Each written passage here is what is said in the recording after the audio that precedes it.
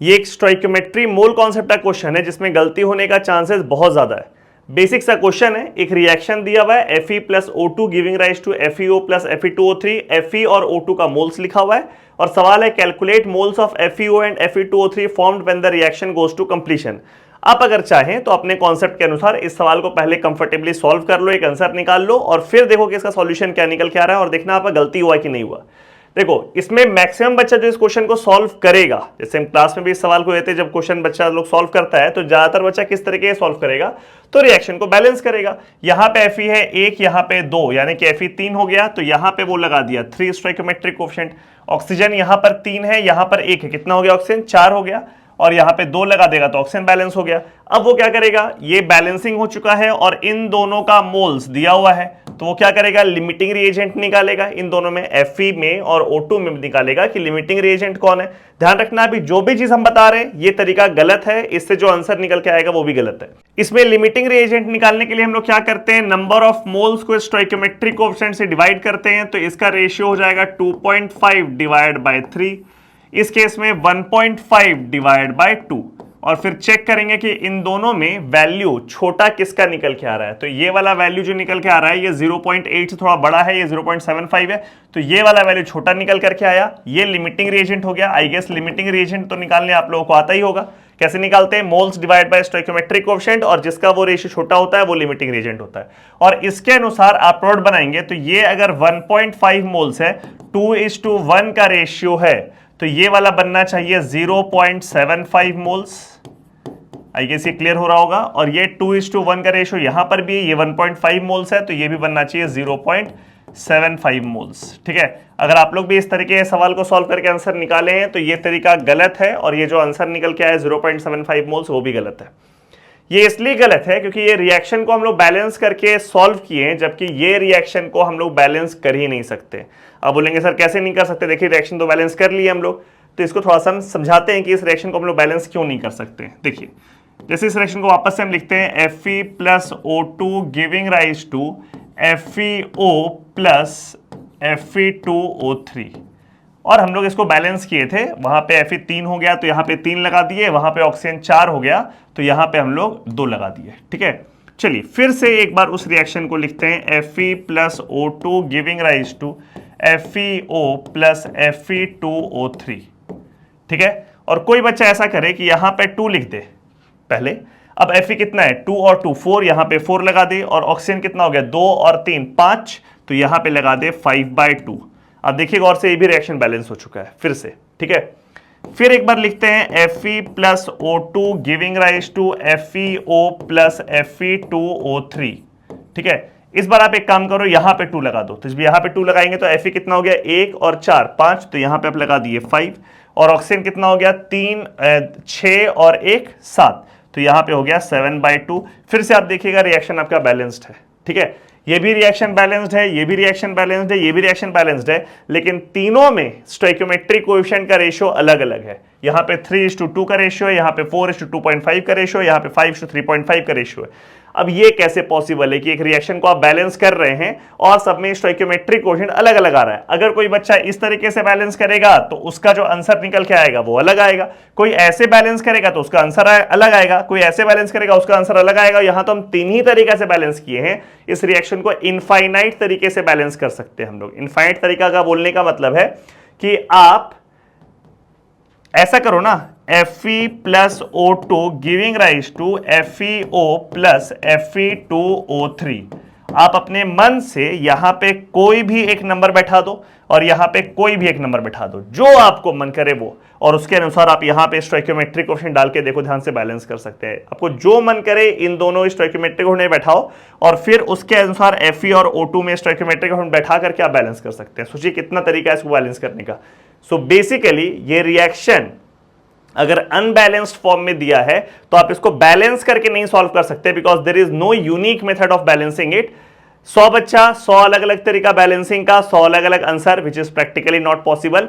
Actually हम आप लोगों को बताना चाह रहे हैं कि there are certain chemical reactions जिसको हम लोग बैलेंस नहीं कर सकते हैं। अब आप बोलेंगे सर चलिए इसको तो बैलेंस नहीं कर सकते हैं, और कितना तरह का रिएक्शन इसको हम लोग बैलेंस नहीं कर सकते। बहुत सिंपल सा थ्योरी है, अगर कोई 2 प्योर सब्सटेंस आप लेके आए। प्योर सब्सटेंस का मतलब एक ऐसा मॉलिक्यूल जिसमें कि एक एलिमेंट से ज्यादा ना हो, जैसे Fe है सिर्फ आयरन है, O2 है सिर्फ ऑक्सीजन है, ठीक है।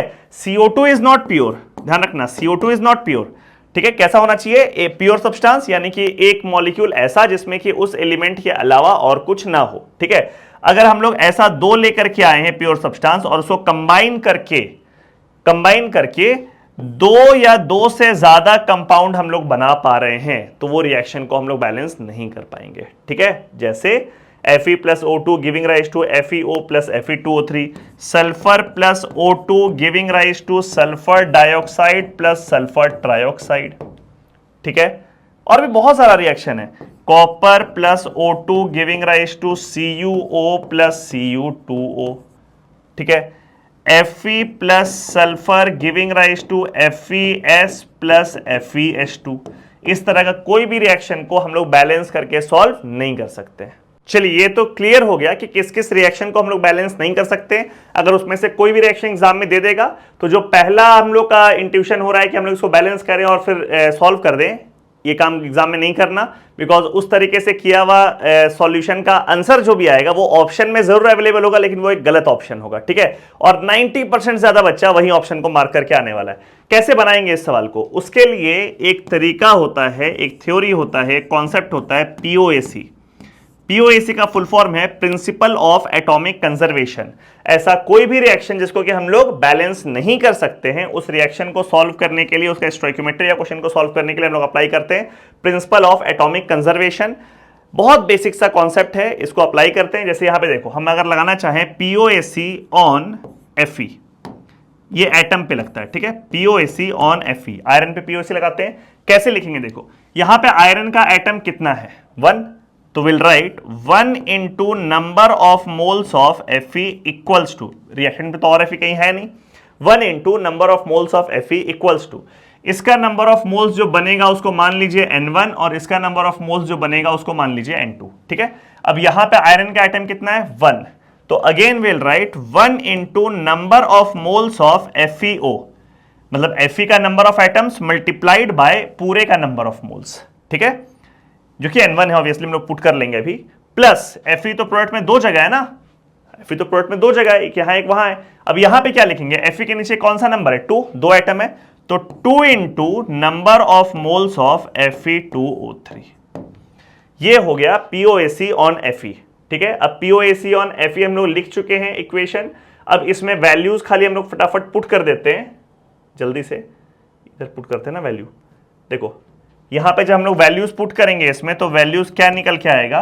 1 इंटू NFe, NFe कितना है? 2.5, सो LHS में हो गया 2.5 equals to 1 into number of moles of FeO, FeO का नंबर ऑफ मोल्स N1 माने हैं, तो यहां पे हो गया N1 plus 2 into number of moles of Fe2O3, तो ये हो गया 2N2, 2N2। तो एक इक्वेशन मिल गया हम लोग को POAC ऑन Fe लगाने से। अब हम लोग क्या अप्लाई करेंगे? Will apply POAC on oxygen, ध्यान रखना एटम पे लगता है, तो POAC ऑन ऑक्सीजन एटम। अब देखो, यहां पे O के नीचे कौन सा नंबर लिखा हुआ है? 2, तो will write 2 into number of moles of O2 equals to, reaction में और O2 तो है नहीं, मतलब ऑक्सीजन तो है नहीं कहीं पर भी। प्रोडक्ट में देखो, यहां पे O के नीचे लिखा हुआ है 1, so will write 1 into number of moles of FeO plus उसमें O के नीचे कितना है? 3 into number of moles of Fe2O3, ठीक है, ये हो गया। अब यहां से हम लोग इक्वेशन लिखेंगे, तो क्या इक्वेशन लिखेंगे? Again number of moles of O2 is 1.5, so 2 into 1.5 which is 3 equals to, यहां पे 1 इंटू N1, तो equation will become N1 plus 3 into N2, 3 into N2। देखिए, सो आपके पास दो इक्वेशन अब रेडी है। This is equation 1, this is equation 2। आप equation 1 और इक्वेशन 2 को सॉल्व कर लीजिए, सॉल्व करके आपको आंसर निकल करके आएगा। मेरे को लग रहा है सॉल्व करेंगे इसको तो हम लोग को निकलेगा N2 का वैल्यू निकलेगा 0.5 और N1 का वैल्यू निकलेगा 1.5। देखो तो सही है कि नहीं? N2 0.5, 1 हो गया, 1.5 तो ये 2.5 हो गया, N2 0.5, 3, 1.5 प्लस 1.5, हाँ ये हो गया। N2 का वैल्यू 0.5 एंड N1 का वैल्यू 1.5 विच मीन्स यहाँ पे N2 कौन है? Fe2O3। Fe2O3 का नंबर ऑफ मोल्स होगा 0.5 और FeO का नंबर ऑफ मोल्स होगा 1.5। पहले तो ये क्लियर कर लेना रिएक्शन को देख करके कि वो रिएक्शन बैलेंस हो सकता है कि नहीं हो सकता है। अगर हो सकता है तो बहुत कंफर्टेबली बैलेंस करके सॉल्व कीजिए, अगर नहीं हो सकता है apply principle of atomic conservation and avoid silly mistake.